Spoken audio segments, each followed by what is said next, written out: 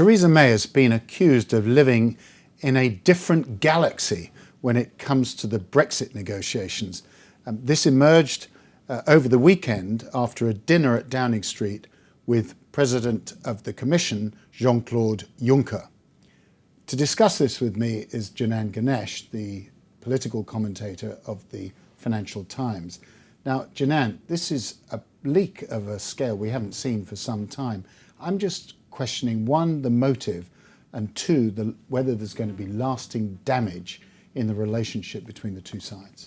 It's possible that the motive is to signal to the British that their expectations at the beginning of these exit talks are a little bit unrealistic. In particular, their hope that you can conduct negotiations for a trade deal concurrently with negotiations to leave might be asking a bit much.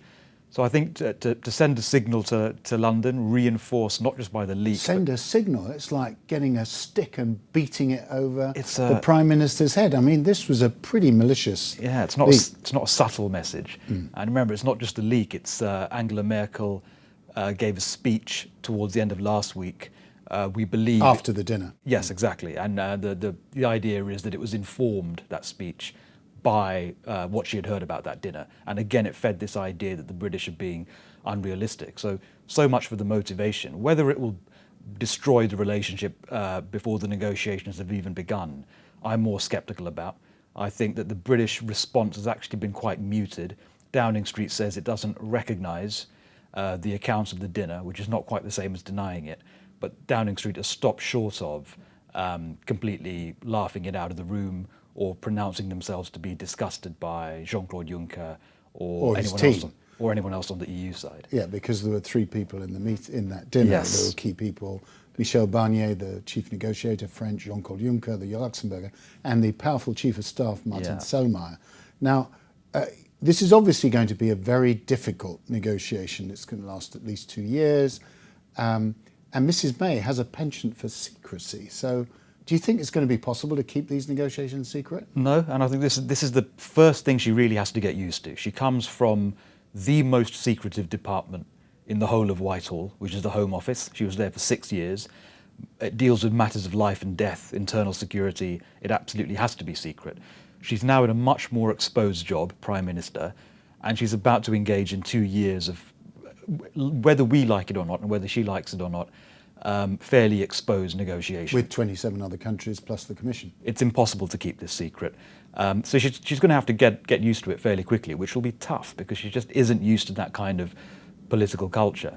And then she has to make a decision on her end as to how much she chooses to leak on a retaliatory basis to signal to the British people that she's sticking up for their interests, the Europeans are being unreasonable, and to play the domestic political game. So you could end up in a scenario fairly soon where so much is being leaked that it's joyous for us in our profession, but really the negotiations become almost a bit of a farce. How's this going to play out in the general election campaign in the UK now underway? I think the short-term effect is neutral to positive for Theresa May in that she can portray herself as being hard done by an unscrupulous EU side that is already leaking before the talks have even begun. That might not be an entirely fair account of what's happened, but it absolutely allows her to play that message. And there are more than enough voters and more than enough newspapers who are receptive to that way of looking at the negotiation. So I don't think it wounds her at all.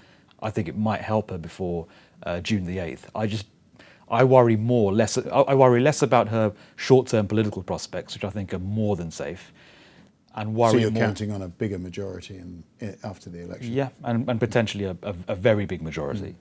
And I worry much more about the negotiations themselves, the level of technical preparedness in the government, and the level of expectations as to what is possible. I think are the real problems. The pure politics of it, I think she's fine about that. So the odds maybe on no deal slightly increased as a result of this? Quite possibly. This first skirmish, if you like, in the long negotiation. Yeah, I think a lot hinges on how much each side chooses to take offence over the leaks on the other side. If they do, and if that's compounded by a substantial impasse on questions like how much, if anything, the UK pays into the EU budget as the price of exit, then you could have a real breakdown in negotiations. You said earlier that these negotiations will take 2 years.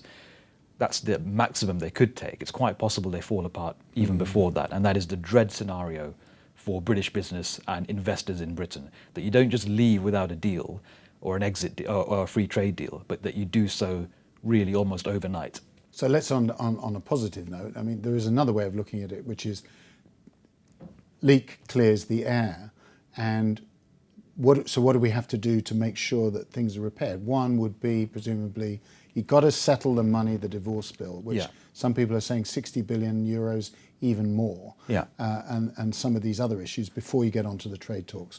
The Brits have to accept that. Yeah, the two sides have to deal with the money issue. I don't think the EU will insist on 60 billion, and whatever they do insist on will be amortised over a number of years. It shouldn't be impossible to arrive at a deal fairly soon over that.